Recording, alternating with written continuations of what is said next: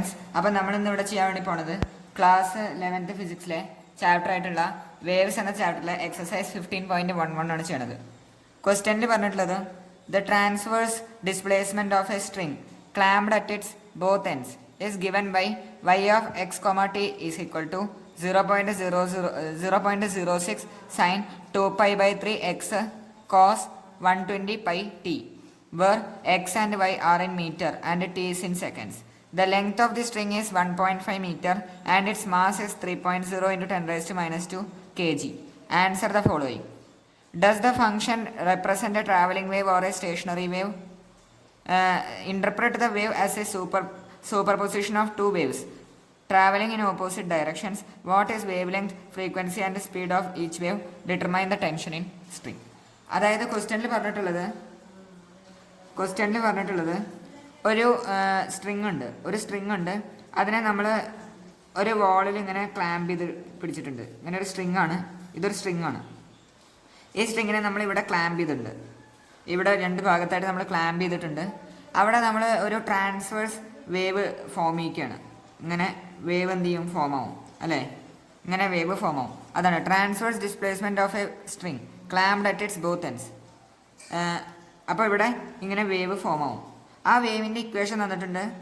y of x, t equal to 0.06 sin 2 pi by 3 into x cos 120 pi t. ഇതാണ് equation. Where x and y are in metre. അതായത് എക്സും വൈയും എന്തിലാണ്? എക്സും വൈയും മീറ്ററിലാണ്. അതേപോലെ തന്നെ T എന്ന് പറയുന്നത് സെക്കൻഡ്സിലാണ്. ഈ സ്ട്രിങ്ങിൻ്റെ ലെങ്ത്ത് തന്നിട്ടുണ്ട്. ഈ സ്ട്രിങ്ങിൻ്റെ ലെങ്ത്ത് എന്ന് പറയുന്നത് 1.5 മീറ്റർ ആണ്. സ്ട്രിങ്ങിൻ്റെ ലെങ്ത്ത് 1.5 മീറ്റർ ആണ്. ആൻഡ് ഇറ്റ്സ് മാസ് ഇസ്, ഈ സ്ട്രിങ്ങിൻ്റെ mass length 1.5 metre, mass 3 into 10 raised to minus 2 kg ആണ്. ആദ്യത്തെ ചോദ്യത്തിൽ പറഞ്ഞിട്ടുള്ളത് answer the following. Does the function represent A travelling wave or A stationary wave? So ഒരു ട്രാവലിംഗ് വേവിൻ്റെ ജനറൽ ഇക്വേഷൻ എന്താണ്?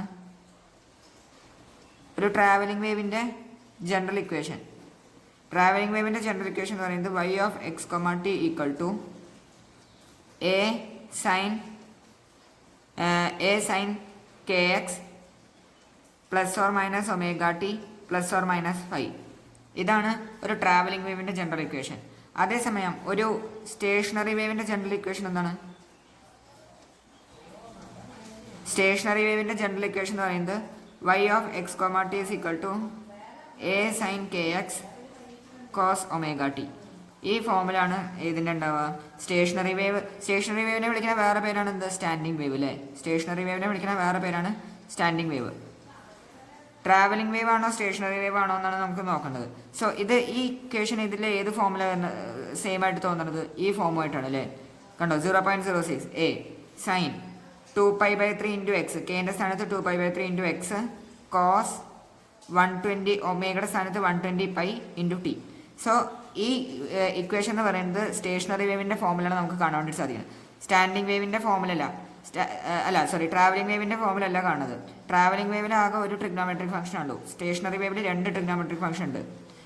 മനസ്സിലായി? അപ്പോൾ ഇത് ഏതാണ്? ഇതൊരു സ്റ്റേഷനറി വേവ് ആണ്. അപ്പോൾ ആദ്യത്തെ ചോദ്യത്തിൻ്റെ ആൻസർ നമുക്ക് കിട്ടി. It is a stationary wave അല്ലേ? Not a travelling wave. So it's a stationary wave as its equation resembles with the equation of a standing wave or stationary wave. എല്ലാവർക്കും A part മനസ്സിലായെന്ന് വിചാരിക്കണം. B പാർട്ടിൽ പറഞ്ഞിട്ടുള്ളത് interpret the wave as A superposition of two waves travelling in opposite directions. What is the wave length, frequency and speed of each wave? അതായത് നമുക്കറിയാം stationary wave അല്ലെങ്കിൽ standing wave എങ്ങനെയാണ് form ആവുക? രണ്ട് waves which have same amplitude അല്ലേ? രണ്ട് waves opposite ഡയറക്ഷനിൽ വന്നിട്ട് എന്താ പറയുക, സൂപ്പർ പൊസിഷൻ ചെയ്യുന്ന സമയത്താണ് നമുക്ക് എന്ത് കിട്ടുക? ഈ സ്റ്റേഷനറി വേവ് അല്ലെങ്കിൽ സ്റ്റാൻഡിങ് വേവ് കിട്ടുക. രണ്ട് വേവ്സ് ഓപ്പോസിറ്റ് ഡയറക്ഷനിൽ ട്രാവൽ ചെയ്യണ രണ്ട് waves having same amplitude. Opposite ഡയറക്ഷനിൽ ട്രാവൽ ചെയ്യണ രണ്ട് വേവ്സ് ഹാവിങ് സെയിം ആംപ്ലിറ്റ്യൂഡ്. അവർ സൂപ്പർ പൊസിഷൻ ചെയ്താൽ അല്ലെങ്കിൽ രണ്ടും കൂടി എന്താണ് കൺവേർട്ട് ചെയ്ത് കഴിഞ്ഞാലാണ് എന്ത് കിട്ടുക, നമുക്ക് അവിടെ ഒരു സ്റ്റാൻഡിങ് വേവ് അല്ലെങ്കിൽ സ്റ്റേഷനറി വേവ് കിട്ടുക. സോ ഇവിടെ ഈ ഇക്വേഷനിൽ രണ്ട് വേവിൻ്റെയും എന്ത് സെയിം ആയിരിക്കും, ആംപ്ലിറ്റ്യൂഡ് സെയിം ആയിരിക്കും, അതേപോലെ രണ്ട് വേവിൻ്റെയും ഫ്രീക്വൻസി സെയിം ആയിരിക്കും, രണ്ട് വേവിൻ്റെയും എന്തും സെയിം ആയിരിക്കും, ഇതുണ്ടല്ലോ വേവ് ലെങ്ത് സെയിം ആയിരിക്കും. സോ നമുക്ക് വേവ് ലെങ്ത് ആണ് കാണുന്നത്. ഈ ഇക്വേഷനിൽ കെൻ്റെ വാല്യൂ എത്രയാണ് വരിക, കെ എന്ന് പറയുന്നത് 2π/3 ആണ് അല്ലേ. കെ എന്ന് പറയുന്നത് 2π/3 ആണ്. നമുക്ക് വേവ് ലെങ്ത് ഏതെന്നാ കിട്ടുക, ഒമേഗയുടെ വാല്യൂ എത്രയാണ്, ഒമേഗയുടെ വാല്യൂ ഇതിനെ വെച്ച് നമ്മൾ കമ്പയർ ചെയ്ത് കഴിഞ്ഞാൽ ഒമേഗയുടെ വാല്യൂ 120πയും കെയുടെ വാല്യൂ 2π/3യും കിട്ടി. ഇനി കെ എന്ന് പറയുന്നത് എന്തിന് ഈക്വലാണ്, 2π/λക്ക് ഈക്വലാണ്. നമ്മൾ കുറേ ഇത് യൂസ് ചെയ്തിട്ടുള്ളതാണ്. കെയുടെ വാല്യൂ എന്തിന് ഈക്വലാണ്, 2π/λ. അതെന്തിന് ഈക്വലാവും, 2π/3ന് ഈക്വലായിട്ട് വരും. സോ 2π വെട്ടിപ്പോവും. അതൊന്ന് λ നമുക്ക് എന്ത് കിട്ടും, λ 3 മീറ്റർ എന്ന് വരും. അപ്പോൾ ലാംഡയുടെ വാല്യൂ നമുക്ക് കിട്ടി. അതേപോലെ തന്നെ ഒമേഗയുടെ വാല്യൂ 120π ആണ് അല്ലേ. ഒമേഗയുടെ വാല്യൂ അപ്പോൾ നമുക്ക് വേവ് ലെങ്ത് കിട്ടിയിട്ടോ. ബി പാർട്ടിൽ ചോദിച്ചിട്ട് ഒന്നാമത്തെ ചോദ്യം എന്താണ്, വേവ് ലെങ്ത് 3 മീറ്റർ ആണ്.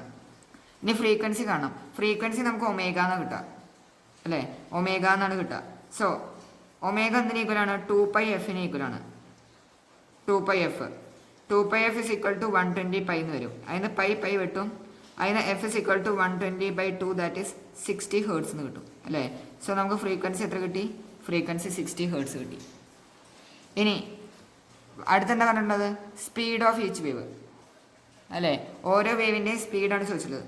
അതായത് വെലോസിറ്റി എന്തിന് ഈക്വലാണ്, വെലോസിറ്റി ω/kന് ഈക്വലാണ് അല്ലേ. വെലോസിറ്റി ω/kന് ഈക്വലാണ്.